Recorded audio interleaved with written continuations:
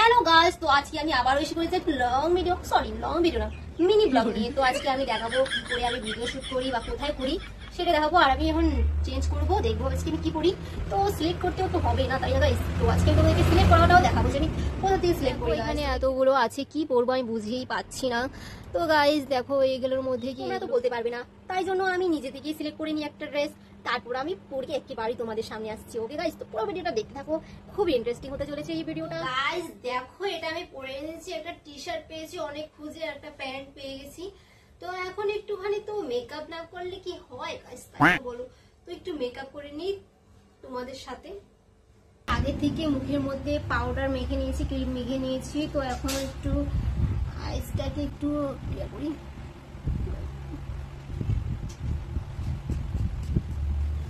আমি অতটা মেকআপ পছন্দ করি না, জাস্ট হালকা টাচ আপ দিলে হয়ে যাবে, আমার ভালো লাগে। ওয়াও,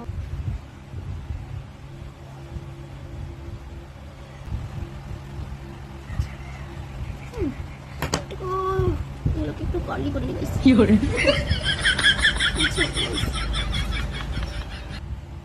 10 সেকেন্ড ধরতে কোথায় চলে যাচ্ছে গাইস। তো গাইস আমি তো রেডি, তোমরা দেখতেই পাচ্ছ। তো এখন আমি ভিডিও শুট কি করে সেটা তোমাদেরকে দেখাচ্ছি। ওকে, পুরো ভিডিওটা দেখতে থাকো।